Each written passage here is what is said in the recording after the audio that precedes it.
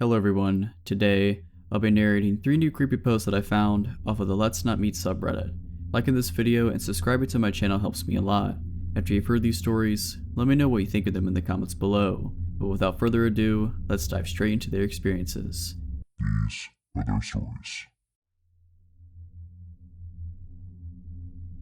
2 years ago, I moved to the UK for university as I always wanted to go there and get away from my parents as the situation at home was beginning to become too bad for me. In first year at uni, I moved into a student accommodation and met some really great people. It was a good year without meeting my boyfriend, who I'm still with, and just enjoying my time away from my family and discovering what independence really meant. Anyhow, as second year came by, I decided with some friends to move into a house rented by student accommodations, but at least we had our own house and weren't restricted as much with noise and parties as living in a small shared flat like in first year. Note, I had a ground floor room and my window gave into a very small backyard in which I would go smoke every day as I am a smoker, and in which there would be a very thin wooden door giving into the other side of the street where you would put your bins and broken chairs, blah blah. The door could only be closed and locked from inside the backyard, but since it was an old door, we had to attach some strings to keep it closed for good. I had neighbors on each side of the house, so we were surrounded by families and some other student accommodations. The neighbors on the right of us were 5 boys who looked way over the age of being in university. They were strange, so to say. I met one of them outside of our house one day because of a police intervention due to one of his flatmates attacking him and the others with a kitchen knife and burning their kitchen down. I heard some screams, and so I went outside with my flatmates and saw one of them having cuts everywhere on his arm and a wound on his head inflicted by a kitchen knife. Me and my flatmates didn't know what to do, so we offered him our help to clean himself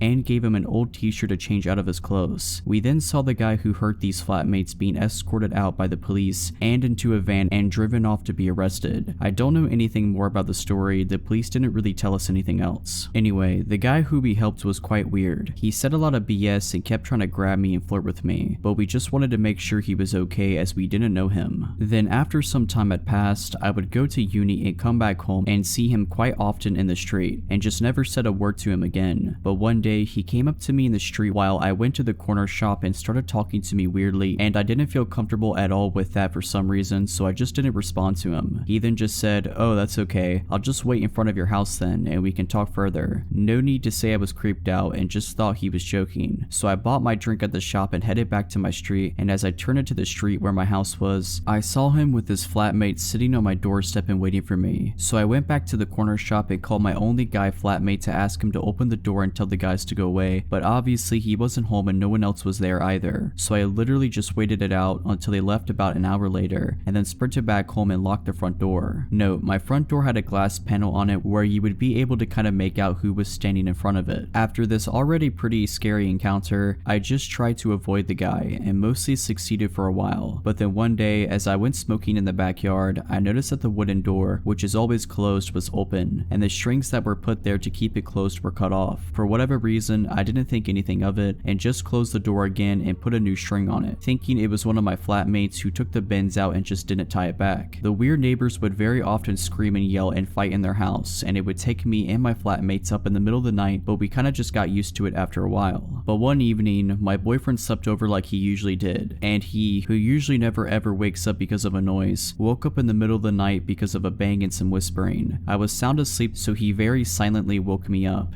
and we both just waited in the dark and listened for any other noises. Suddenly, we heard the wooden door just bang, just shot open, and some footsteps next to my window. I always have my window open because it would get really warm inside, so we both just froze. And then we heard the door leading to the backyard get shaken softly as if they were trying to get inside, and then they stopped. Luckily, we had the curtains closed so they couldn't see us, but we were ready to get dressed and get out of the room and lock them in if they came in from the window. Then we just heard my window move and get more open, and one of the guys saying something in a different language that we didn't understand and started hearing them trying to get in. My boyfriend and I just shot up out of bed, took my phone, and put clothes on and ran out of the room and out of the house. So I then called my flatmates and told them to lock themselves in their rooms, and then the police, who luckily came in less than 5 minutes as the headquarters were a couple of streets down from us. I don't remember anything after the police came. I think me and my boyfriend were in shock. They ended up catching one guy. The other fled and was later found a few streets up smoking weed. The police told us that they were inside of their house and found a lot of meth and heroin, and that they were carrying a massive kitchen knife with them. I was so confused as I've never done anything to offend or do anything wrong to my neighbors, so the idea of them breaking in with whatever knows what intentions with a kitchen knife terrorized me and my boyfriend. The two guys ended up being arrested, and one of them was put in prison for 2 years for carrying a weapon with intention to harm. I never heard anything else from the police, and I moved back home a few months later.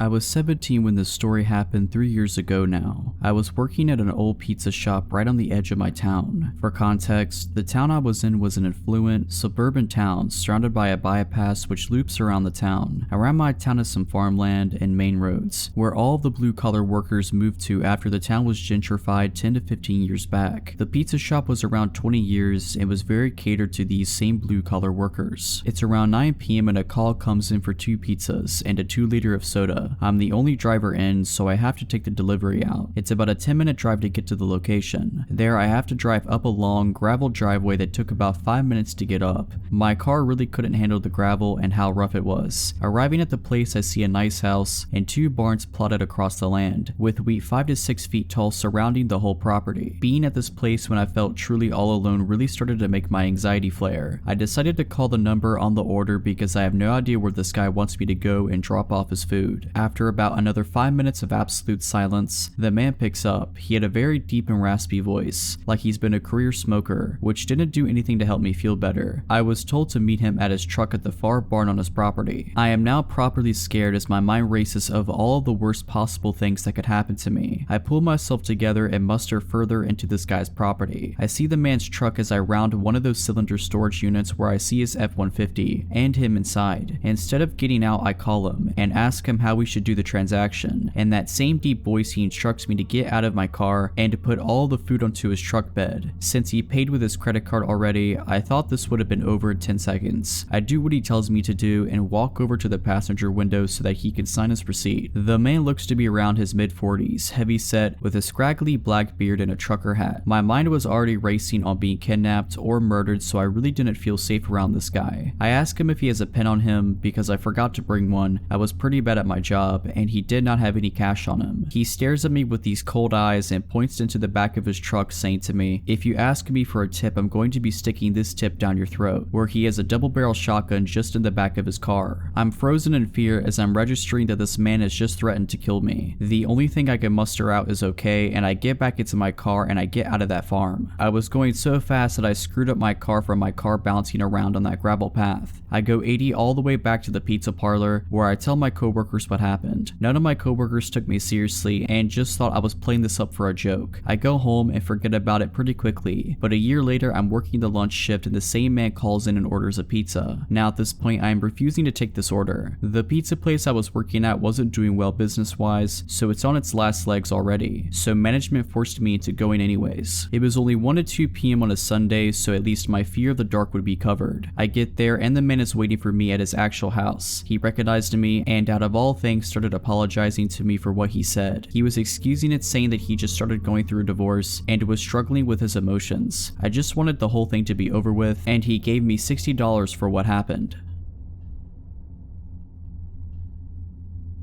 When I was 6 years old, I attended the elementary school which was located in our small town. My way to and from school was basically just 500 meters of main road before turning into the street where I lived. At the time, we're talking about the late 90s here. All the parents in the town were extremely adamant on telling their kids not to trust or follow strangers. Never get into anyone's car, even if they say they know your parents and are friends. The reason why, there was a murder 3 years back in the same town. A girl not even 6 years old was found dead in a field. The strange thing about it is, nobody knows how exactly she was taken, no signs of forced entry or anything, which implies somebody lured her somewhere without her suspecting a thing. The case still hasn't been solved more than 20 years later, so our parents were very afraid that their kid was going to be next, because kids can be really stupid and you can't watch them 24/7. Now onto what almost happened to me. I was walking home from elementary school. About halfway home, at the shadiest and mostly covered by trees and bushes area, a car pulled up next to me. A blonde, about 30-ish-year-old woman was the driver. She told me she could drive me home. She claimed to be going in that direction anyway, which was unclear to me at the time, essentially BS because once the road ends near my house, there is nothing but empty fields. Kid-like as I was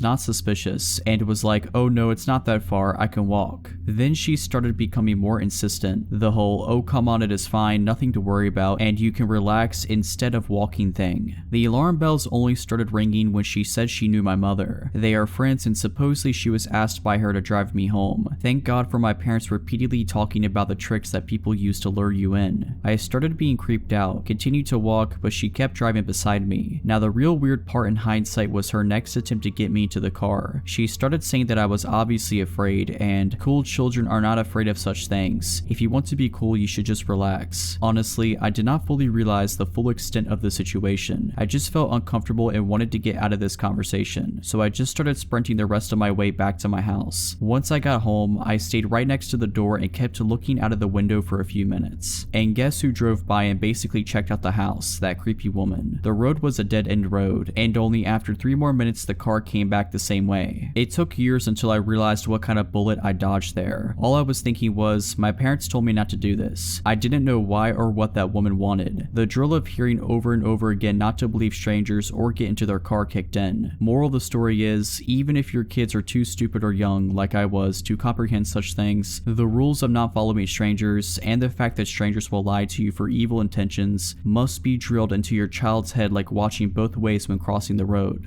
Alright, so that's it. Hope you enjoyed this video. If you did, consider liking this video and subscribing to my channel. Let me know what you thought of these stories in the comments below. But as always, Have a nice day.